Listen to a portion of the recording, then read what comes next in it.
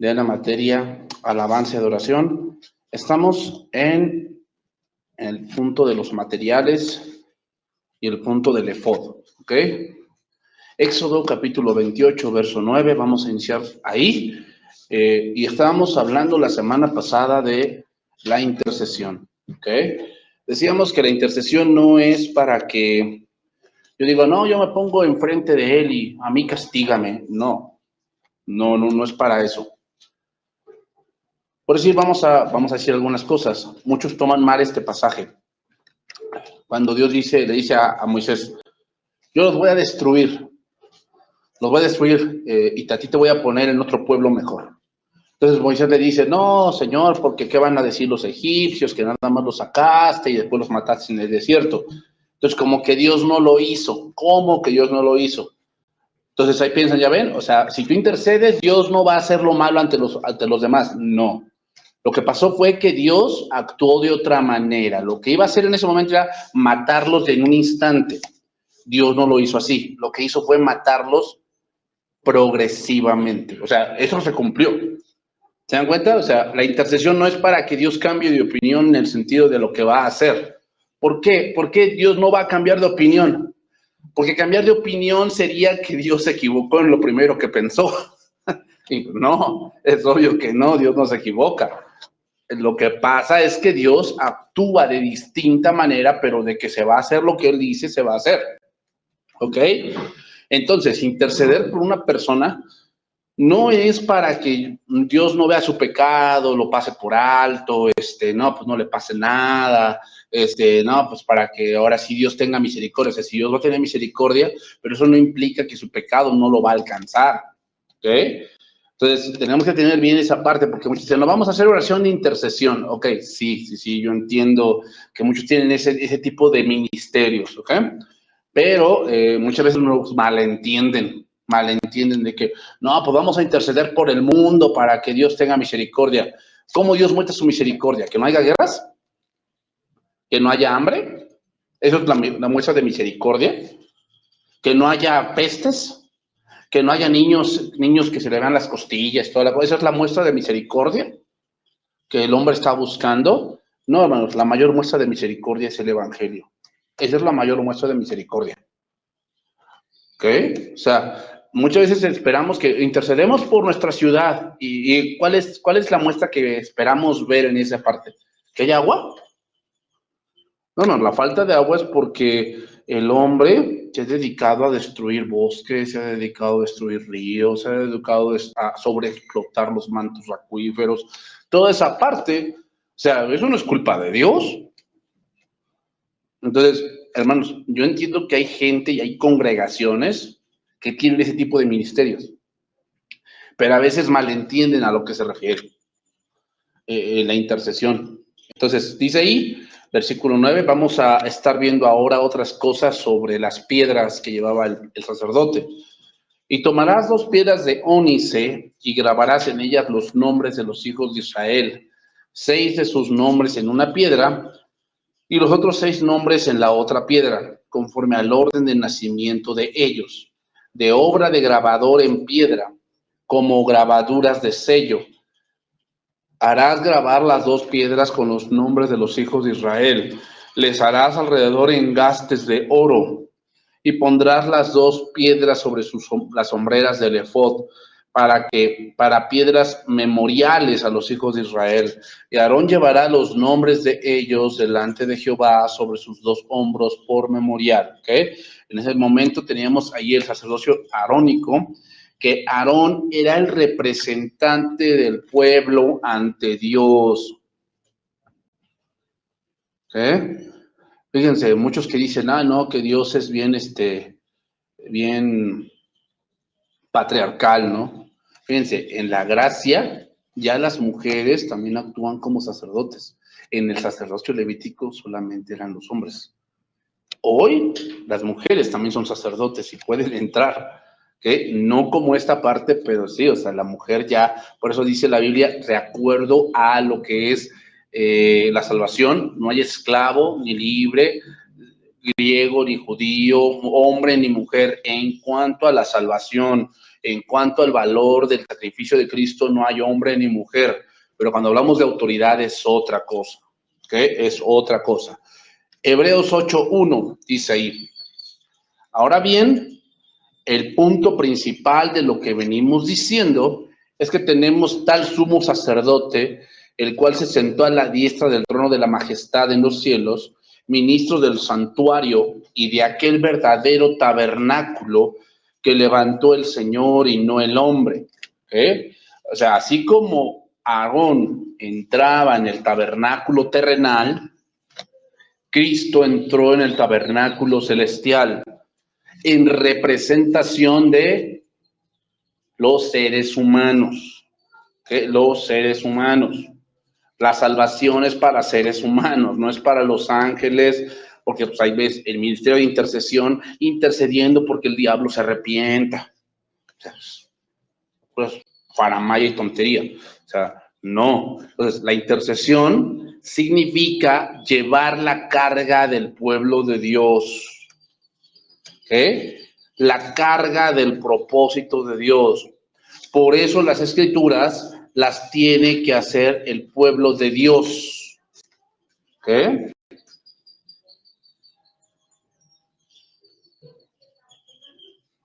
Entonces, hoy como sacerdotes hay varias cargas que debemos llevar.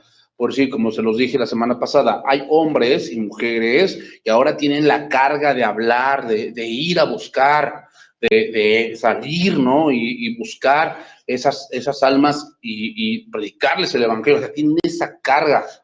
Pero también hay hermanos que tienen la carga de ¿qué? De discipular también. O sea, de ver que la iglesia sin discipulado, hermanos, está en peligro de ser engañada. Si no hay discipulado, si no hay hombres, maestros, pastores que estén dedicándose a la palabra de Dios, puede que la iglesia sea engañada, sea dividida, sea perseguida por lobos, ¿no? Pero como les digo, también hay personas que de verdad, o sea, van a la sierra, van a la India, tienen esa carga por las almas de ir con el evangelio. Eso es como sacerdotes lo tenemos, ¿ok? Como sacerdotes lo tenemos, tener esa carga, ¿ok? De hacer lo que Dios nos está mandando. Entonces, hermanos, como sacerdotes, debemos tener esa carga de llevar al perfeccionamiento a la congregación, pero también llevar el nombre de Cristo a lugares que no han oído del evangelio, ¿no? Decíamos un ejemplo, Números 16:41, cuando dice aquí que Dios empezó a destruir la congregación por la rebelión de Coré, ¿ok?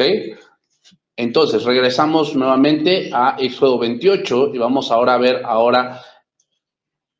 lo que es el efod más puntualmente. ¿Ok? Éxodo 28, versículo 6. Dice ahí, y harán el efod de oro, azul, púrpura, carmesí y lino torcido de obra primorosa. Tendrá 2 sombreras que se junten a sus 2 extremos y así se juntarán. Y su cinto de obra primorosa que estará sobre él será de la misma obra, parte del mismo, de oro, azul, púrpura, carmesí y lino torcido. Y tomarás 2 piedras de ónice y se grabarás en ellas los nombres de los hijos de Israel. 6 de sus nombres en una piedra y los otros 6 nombres en la otra piedra, conforme al orden de nacimiento de ellos. De obra de grabador en piedra como grabaduras de sello. Harás grabar las 2 piedras con los nombres de los hijos de Israel. Les harás alrededor engastes de oro. Y pondrás las 2 piedras sobre las sombreras del efod para piedras memoriales a los hijos de Israel. Y Aarón llevará los nombres de ellos delante de Jehová sobre sus 2 hombros por memorial. Harás pues los engastes de oro y 2 cordones de oro fino, los cuales harás en forma de trenza, y fijarás los cordones de forma de trenza en los engastes. Entonces, el efod era el que sostenía el pectoral y el que sostiene el manto. ¿Okay?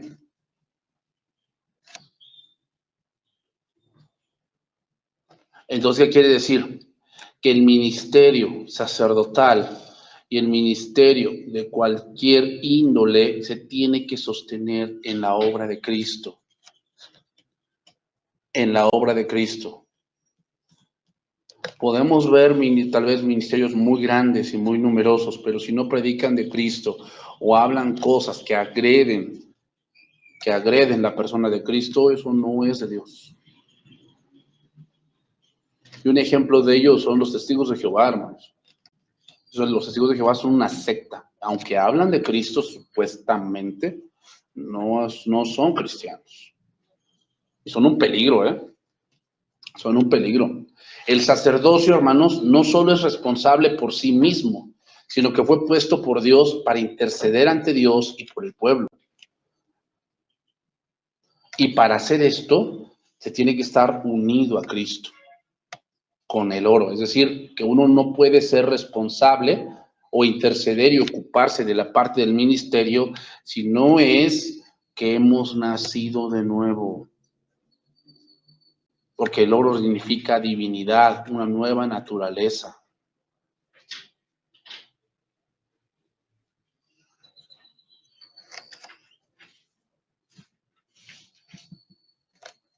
Lucas capítulo 22, verso 31.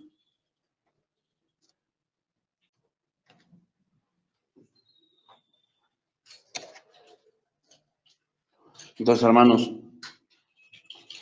por eso el discipulado va a sacar a la luz quién de verdad son. O sea, podemos fingir, no sé, una conversión o algo así, pero el discipulado va a sacar a la luz quién de verdad eres. ¿Quién de verdad eres?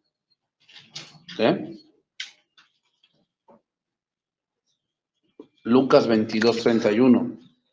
Dijo también el Señor: Simón, Simón, he aquí Satanás os ha pedido para zarandearos como a trigo. Pero yo he rogado por ti, que tu fe no falte, y tú una vez vuelto confirma a tus hermanos. Él le dijo: Señor, dispuesto estoy a ir contigo no solo a la cárcel, sino también a la muerte. Y él le dijo: Pedro, te digo que el gallo no cantará hoy antes de que tú niegues 3 veces que me conoces. Los hermanos, cuando rogamos por alguien, no quiere decir que vamos a evitar lo que esa persona van a vivir. No dice aquí: yo he rogado para que tú no vivas eso, Pedro. No le dice eso Jesús. Le está diciendo: yo he rogado para que tu fe no falte. Entonces no vamos a purgar sus pecados, ni vamos a hacer que Dios cambie de opinión, no. Pero sí podemos advertir. Podemos orar porque la fe de esa persona no falte. ¿Para qué? Para que vuelva a los pies de Cristo, que abra los ojos. En este caso, Pedro tenía una ceguera a medias.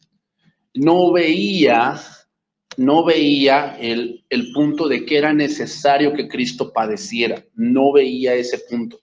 Lo que él veía era que a su maestro lo iban a matar y cómo era posible que ellos permitieran que a su maestro lo fueran a matar. No se daba cuenta que eso era necesario.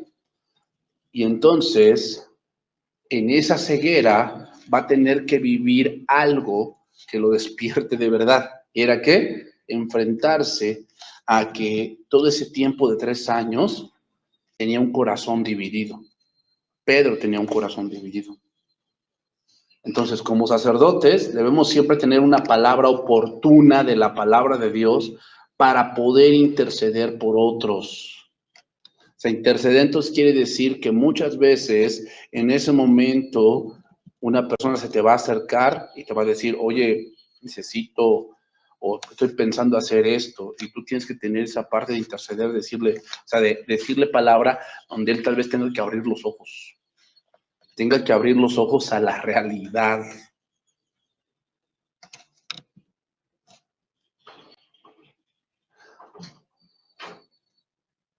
Cuando intercedemos por alguien, hermanos, no es para que las cosas que sabemos que está haciendo mal, Dios no las vea. Eso no es imposible. Sino más bien para que las cosas que Él está haciendo mal, Él mismo las vea. Porque Dios sí las ve, pero a veces Él mismo no las ve. Hermanos, entonces, como sacerdotes, llevamos la carga, ya sea la carga de tu familia, o llevas la carga de tu familia. y tú tienes que interceder por ellos. ¿Cómo? Hay cosas que tú no vas a cambiar. Tú no vas a cambiar. Tú no puedes cambiar a tu esposa. Solamente Dios la puede cambiar. Pero tú tienes que ser esa parte en que tu esposa encuentre en ti palabras de sabiduría. ¿Qué dice la Biblia? ¿Qué dice Dios con respecto a este asunto? Y tus hijos después van a venir a preguntarte sobre las cosas que están viendo en el mundo. Y tienen que encontrar en ti palabra de sabiduría. O sea, tú no vas a evitar, o sea, hermanos, grábate bien esto, tú no vas a evitar que tu hijo se enfrente al mundo, aunque lo tengas en una burbuja. No vas a evitar eso. Más bien, darle armas espirituales para que él pueda enfrentar eso. Porque tú no vas a estar allí cuando esté las 8 horas en la prepa, o en la secundaria, o en la primaria. Tú no vas a estar allí. Y él tiene que tomar decisiones sin ti. ¿Cómo las va a tomar si todo el tiempo lo tienes en una burbuja?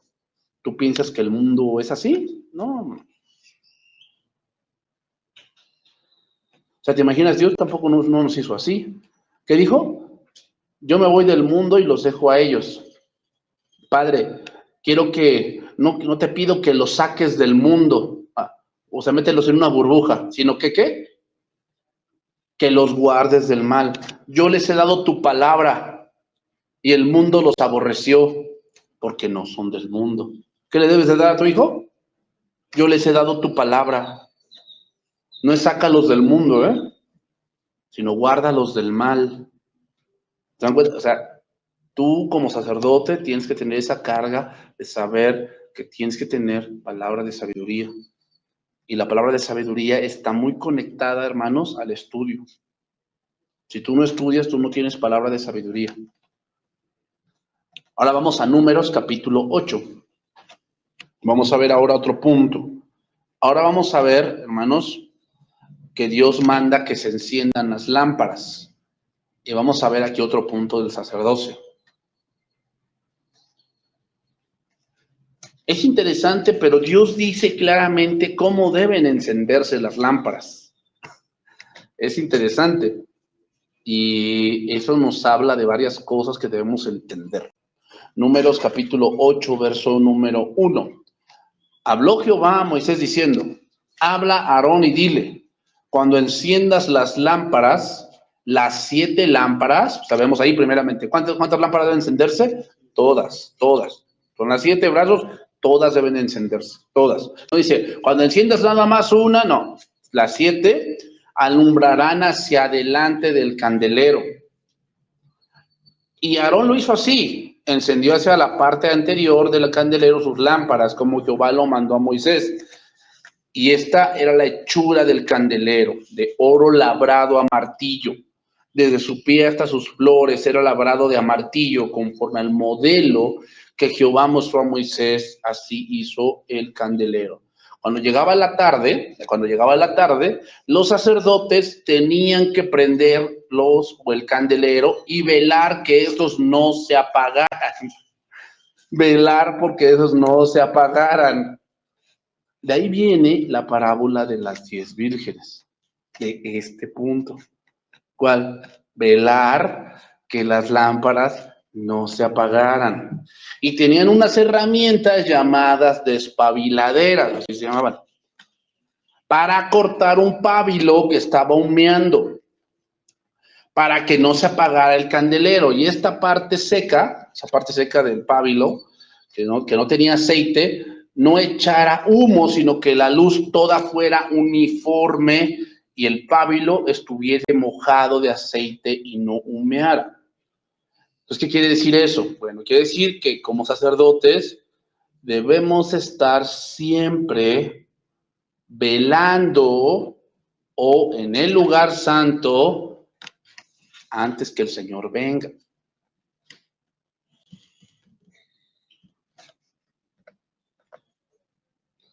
¿Qué quiere decir velar? No quiere decir que estés despierto, porque yo antes entendía eso. Cuando yo escuchaba en la iglesia que decían, hay que velar y orar, pues hijo, dijo, entonces no hay que dormir. Decía, no, no hay que dormir, no me tengo que dormir porque pues, si no viene el Cristo y me deja. No, no, no, estar velando significa estar haciendo lo que debemos hacer. Estar haciendo lo que debemos hacer. Como sacerdotes tenemos un ministerio, debemos estar desarrollando ese ministerio.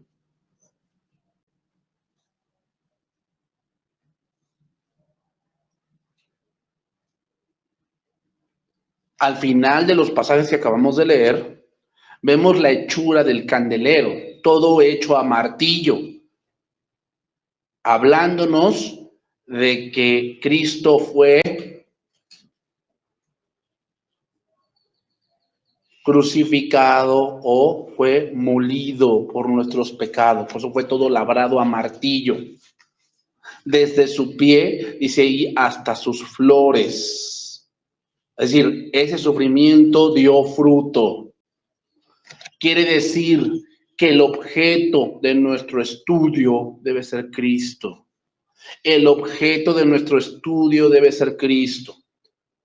Yo sé, hermanos, que luego hay otras líneas por donde se va la gente, ¿no?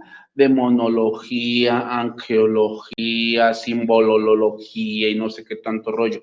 Yo no digo que no se pueda estudiar ese tipo de cosas, pero son cosas secundarias. O sea, si tú estudias, por decir, la jerarquía de los demonios, según, ¿eso en qué te presenta más a Cristo?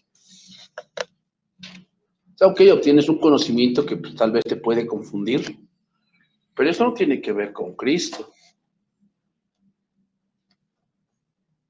El objeto de nuestro estudio debe ser Cristo. Yo, como te digo, yo sé que hay otras ramas que se ramifican de la parte de las escrituras. Y hermanos, también debes de preguntarle a Dios si es el momento de meterte en ese tipo de temas.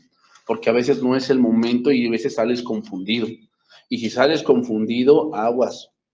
Porque en la confusión Satanás gana terreno. Recuerden 2 Corintios 11, ¿no?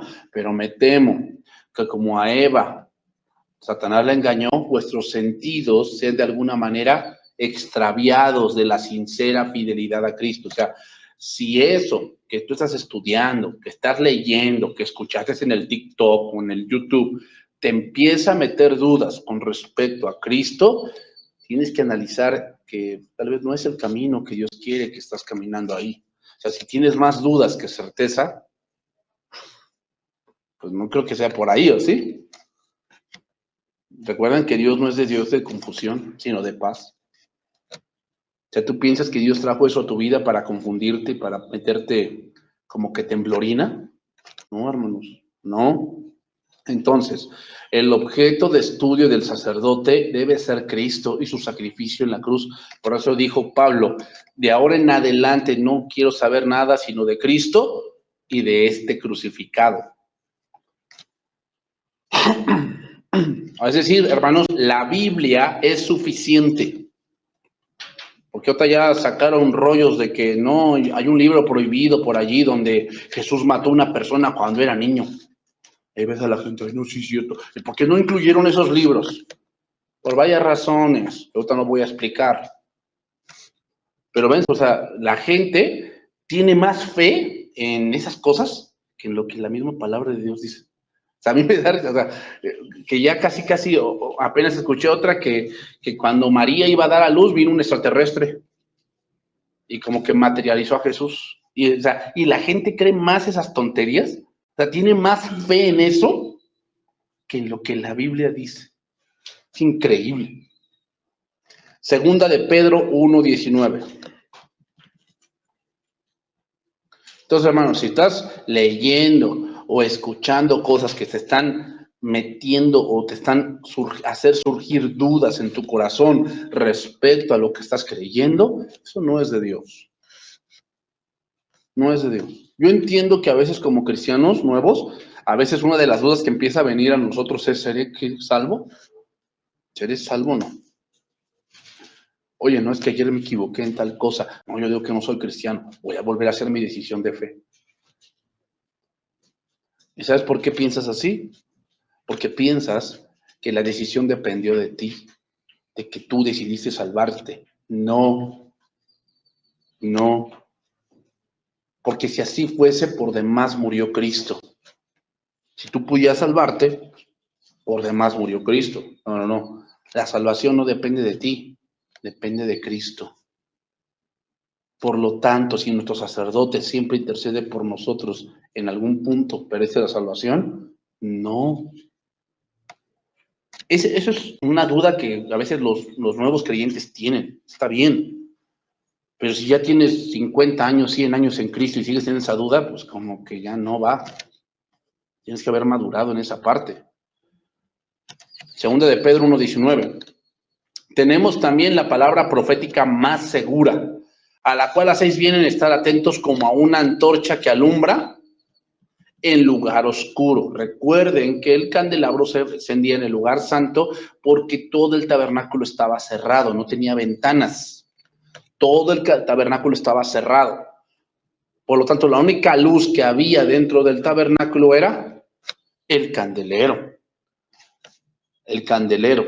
La única manera, hermanos, de ver la obra de Cristo en la mesa, en el altar del incienso, es a través del Espíritu Santo. ¿Y cómo se ve eso? A través de la palabra profética más segura.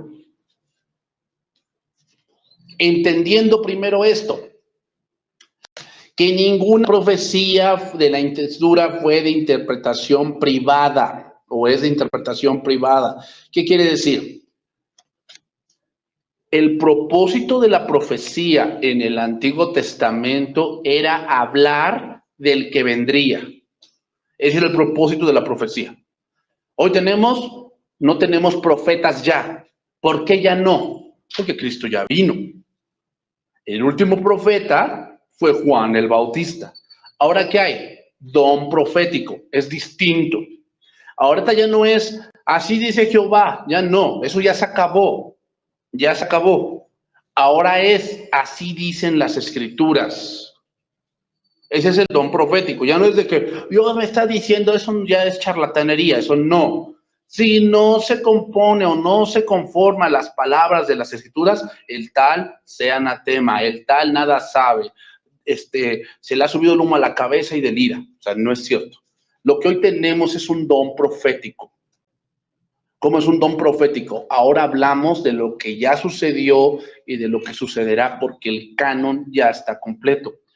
En el Antiguo Testamento, los profetas eran de distinta manera. Ahí sí Dios hablaba, daba revelación, daba inspiración y entonces ellos hablaban en figuras, hablaban en parábolas, pero todo iba directo ¿a quién?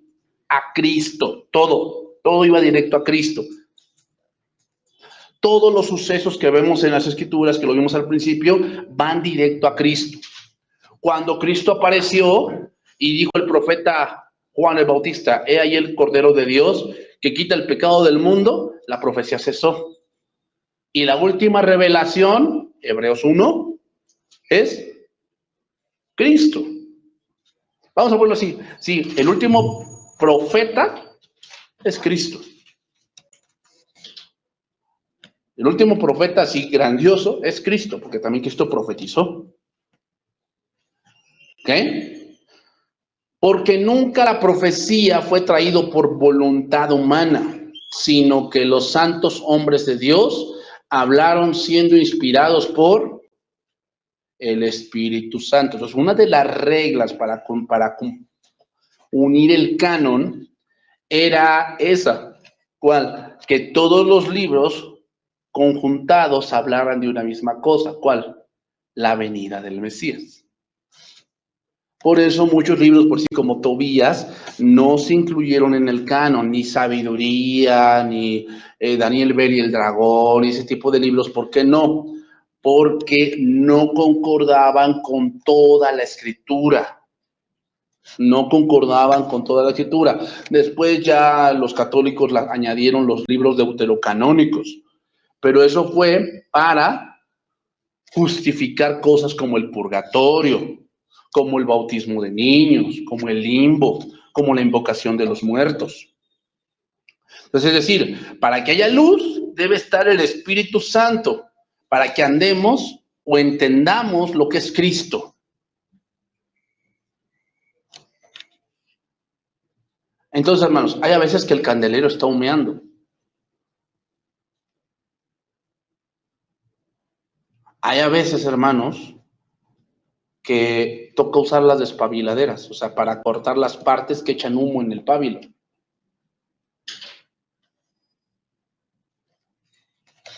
Necesitamos muchas veces, hermanos, añadir otra cosa a nuestra vida. A veces está humeando nuestra vida o no podemos vencer ciertas cosas porque la dedicación que le estamos dando a la palabra de Dios es muy pobre. Como lo decimos, o sea, hay gente que solamente viene el domingo. Es obvio que no puede combatir muchas cosas en su vida. Necesita añadir más aceite. ¿Cómo? Estudiar más. Dedicarle más tiempo a Dios. Tienes que dedicarle más tiempo a Dios. Apocalipsis 1:12. Aquí lo vemos otra vez también los candeleros. Apocalipsis 1:12.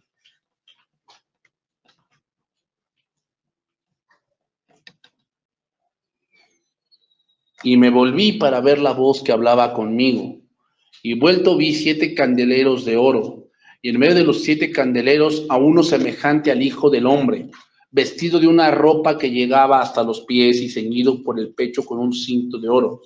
Su cabeza y sus cabellos eran blancos como blanca lana, como nieve, sus ojos como llama de fuego, y sus pies semejantes al bronce bruñido, refulgente como en un horno, y su voz como estruendo de muchas aguas. Tenía en su diestra 7 estrellas, y de su boca salía una espada aguda de 2 filos, y su rostro era como el sol cuando resplandece en su fuerza. El Señor Jesús, en esta visión, aparece moviéndose en medio de los candeleros. Es decir, los candeleros son las iglesias a las cuales se les va a hablar. Y añade aceite. Así vemos que unas veces el Señor consuela, otras veces anima, otras veces levanta, otras veces fortalece. Pero hay otras veces que el Señor corta. ¿Qué le dijo a Éfeso? Pues si no te arrepientes, vendré pronto a ti y quitaré ¿qué? El candelero de su lugar. Hay a veces, hermanos, en que está quitando lo que enrarece el ambiente, lo que hace humear el candelero y añade aceite. Como cuando le dice a una iglesia, he puesto delante de ti una puerta abierta, la cual nadie puede cerrar. Lo que tienes, reténlo. Hay a veces, hermanos, que se hablan cosas positivas, ¿no? Pero a veces hay cosas que se hablan negativamente. Hay a veces en que añade aceite y otras en que corta lo que está seco. Aquí en Apocalipsis, hermanos, lo vemos ejercitando o ejerciendo el oficio como sumo sacerdotal, pero como había un sumo sacerdote, también estaban los hijos del sumo sacerdote que servían juntamente con él. Entonces sigue diciendo que estaba ceñido, versículo 13, con un cinto de oro. ¿Pero dónde? En el pecho. ¿Por qué no en la cintura? Porque en la cintura hay juego. Hay juego. En el pecho está firme. ¿Qué quiere decir? El sumo sacerdocio de Cristo es firme hasta el fin. Por eso leemos este pasaje, ¿no? ¿Quién nos separará del amor de Cristo? ¿Tribulación o angustia o persecución o hambre o desnudez o peligro o espada? Nada. ¿Por qué? Porque Cristo como sumo sacerdote nos lleva en sus hombros y nos lleva firmes. Como el sacerdote que llevaba el pueblo en sus hombros, firme. Por eso nada nos puede separar del amor de Cristo. Nada.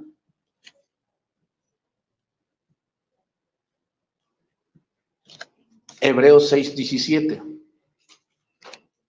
Para que veamos esto más puntualmente. Hablando del ministerio sacerdotal de Cristo firme. Hebreos 6:17. Dice ahí, por lo cual, queriendo Dios mostrar más abundante a los herederos de la promesa la inmutabilidad de su consejo, interpuso juramento, para que por dos cosas inmutables, en las cuales es imposible que Dios mienta, tengamos un fortísimo consuelo los que hemos acudido a asirnos de la esperanza puesta delante de nosotros, la cual tenemos como segura y firme ancla del alma, y que penetra hasta dentro del velo, donde Jesús entró por nosotros como precursor, hecho sumo sacerdote para siempre, según el orden de Melquisedec. Más adelante, el autor de Hebreos nos va a hablar del sacerdocio de Jesucristo, Hebreos 7:15. Y esto es aún más manifiesto si a semejanza de Melquisedec se levanta un sacerdote distinto. En lo que dice semejanza, no igual, semejanza, semejante a. O sea, en los primeros versos, el autor de Hebreos saca un tipo del Génesis, un tipo de un hombre que se llama Melquisedec, que no se sabe quién es, y entonces de esa regla o de ese tipo toma esa parte y ahora la aplica a Cristo, dándonos a entender que Cristo es el sacerdote al cual ofrecemos todo lo que ahora somos. Y le dice, no constituido conforme a la ley del mandamiento acerca de la descendencia, sino según el poder de una vida indestructible. Pues se da testimonio de él, tú eres sacerdote para siempre, según el orden de Melquisedec. Queda pues abrogado el mandamiento anterior a causa de su debilidad e ineficacia, pues nada perfeccionó la ley y de la introducción de una mejor esperanza por la cual nos acercamos a Dios. Y esto no fue hecho sin juramento, porque los otros ciertamente sin juramento fueron hechos sacerdotes, pero con el juramento del que dijo, juró el Señor y no se arrepentirá, tú eres sacerdote para siempre según el orden de Melquisedec. Por tanto, pues, habiendo dicho lo contrario, que Jesús es un sacerdote de un mejor pacto, la ley fue puesta para detener la naturaleza pecaminosa, donde se ve que el hombre quiere pasarse, se hace una regla, y entonces esa regla hace que el hombre no pase de ahí. Ese es el propósito de la ley. El propósito de la ley es detener el pecado. ¿Cómo? A base de reglas y de juicios. Por eso ahora en la gracia tenemos una nueva naturaleza y tenemos una ley mayor. ¿Cuál? La ley del amor. Por tanto, Jesús es hecho fiador de un mejor pacto. Y los otros sacerdotes llegaron a ser muchos, debido a que por la muerte no podían continuar. Vea, y está dando como que es una debilidad del anterior pacto, la muerte del sacerdote. Esa es una debilidad. ¿Por qué? Pues porque con el tiempo las fuerzas se van yendo, no sabías si el hijo pues iba a ser bueno o iba a ser malo, ¿no? Pero aquí, en el nuevo pacto, por cuanto permanece para siempre, tiene un sacerdocio que inmutable. O sea, es mucho mejor el nuevo pacto que el antiguo. Por lo cual, puede también salvar perpetuamente a los que por él se acercan a Dios, viviendo siempre para interceder por ellos, siempre. Porque tal sumo sacerdote nos convenía, santo, inocente, sin mancha, apartado de los pecadores y hecho más sublime que los cielos, que no tiene necesidad cada día como aquellos sumos sacerdotes. Otra vez, ¿qué quiere decir? Que los sumos sacerdotes del antiguo pacto eran hombres imperfectos, pecadores, eran hombres que requerían perdón también, de ofrecer primero sacrificios por sus propios pecados y luego por los del pueblo, porque esto lo hizo una vez para siempre, ofreciéndose a sí mismo, porque la ley constituye sumos sacerdotes a débiles hombres, pero la palabra del juramento posterior a la ley, al Hijo, hecho perfecto para siempre. Este es otro fundamento, hermanos, de que la salvación no se pierde, y esto es por lo cual el sacerdocio de Jesucristo es un sacerdocio que permanece para siempre.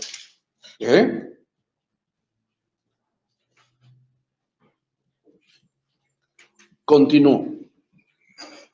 Ya casi me acaba el tiempo. En la lista de la lista había un efod, y aquí había una laminilla que tenía 12 piedras. Lo que llama la atención, hermanos, es que hay una piedra que se repite. Hay una piedra que se repite. La piedra del ónice. esa piedra se repite. En la lista vemos que el ónice es el penúltimo de ser mencionado.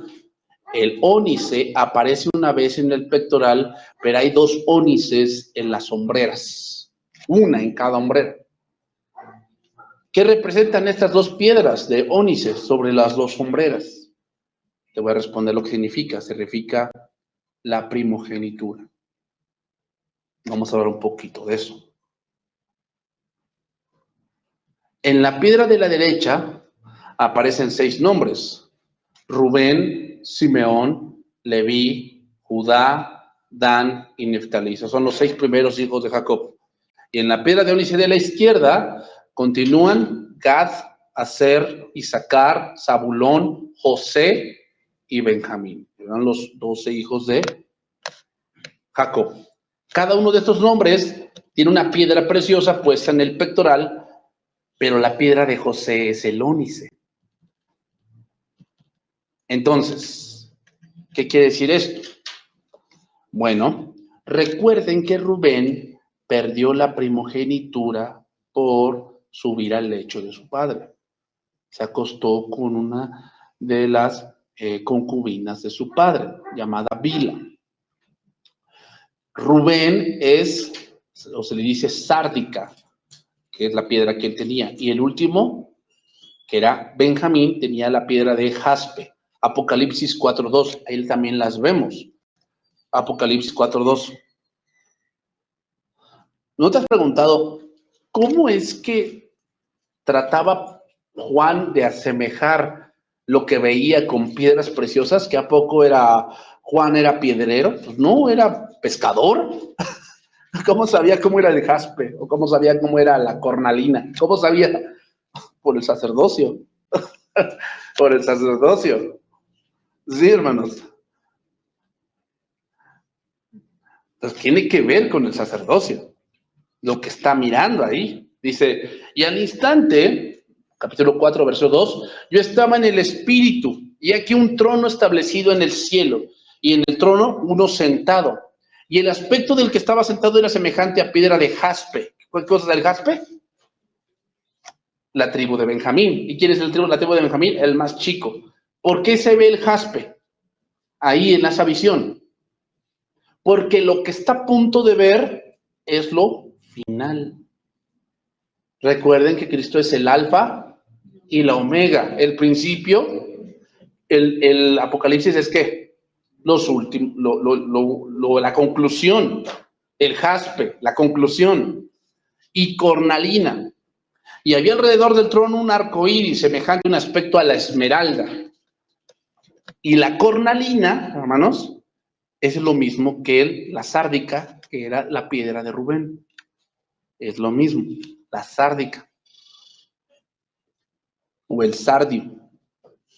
¿Qué quiere decir? Que ahora Dios va a decir la conclusión de lo que Él inició, porque Él es el alfa y la omega. Así como Rubén es la sárdica y el jaspe es Benjamín.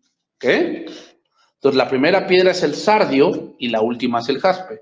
Rubén era el primero de los hijos de Israel y Benjamín era el último. Es decir, el primero y el último en el pueblo de Israel, ellos sabían cuál era la piedra de cada tribu. En el caso de Apocalipsis, presenta primero el jaspe porque el Apocalipsis es el final. Él es la omega. En cambio, Génesis es el alfa. Vemos a la iglesia semejante también a una piedra de jaspe. Apocalipsis 21:10. Apocalipsis 21:10. Y me llevó en el espíritu a un monte grande y alto, y me mostró la gran ciudad santa de Jerusalén, que descendía del cielo de Dios, teniendo la gloria de Dios, y su fulgor era semejante al de una piedra preciosísima, como piedra de jaspe, diáfana como el cristal, o sea, bien pulida. Entonces, voy a mencionar el orden de las piedras para ir terminando y nada más les voy a dar un poquito de lo que significa, en este caso, los ónices en el hombro. La sárdica, Rubén. Topacio, Simeón. Carbunclo, Leví. Esa es la primera hilera, eran hileras de 3. Luego, la segunda hilera, la esmeralda de Judá, el zafiro de Dan, el diamante de Neftalí. Esa es la segunda hilera. La tercera hilera, el jacinto de Gad, la ágata de Aser, la amatista de Isaacar. Esa es la tercera hilera. Y la última hilera, el berilo de Zabulón, el ónice de José y el jaspe de Benjamín. ¿Ok? El ónice representa a José, pero como hemos dicho, esta piedra no aparece solo en el pectoral, sino también en cada de las sombreras del efod, porque este ónice representa la primogenitura.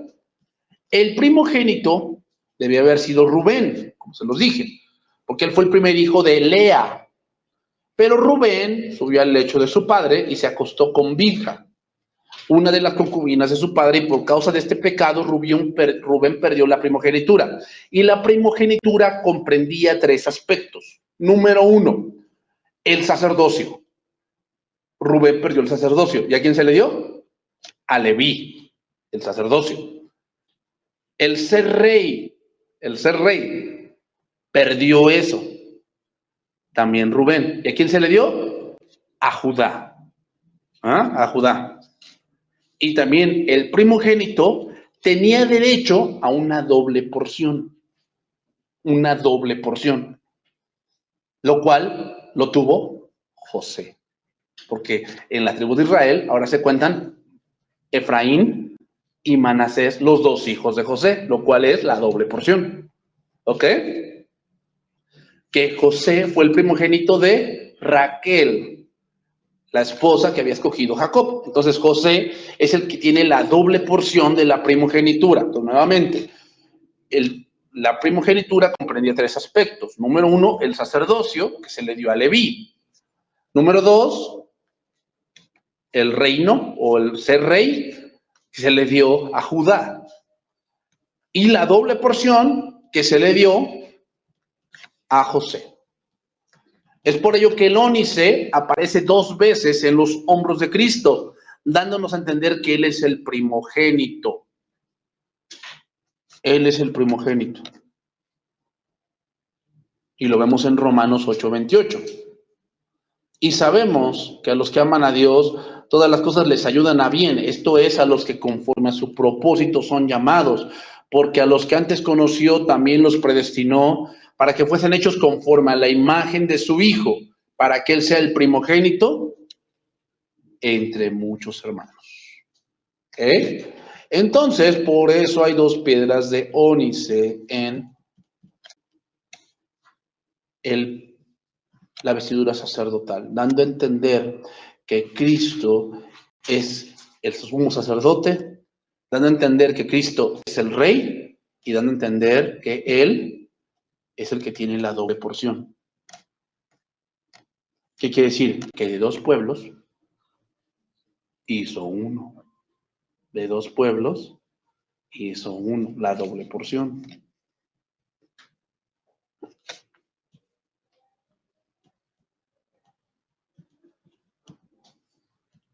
¿Ok? Lo voy a dejar ahí, hermanos, porque nos falta ahora. Ahora vamos a ver cómo se graban las piedras. ¿Cómo se graban? Dice ahí, tienen que grabarlas como grabaduras de sello. De sello. ¿Ok? Y eso también tiene un significado. También. Tiene un significado también. Pero le vamos a dejar en esta tarde.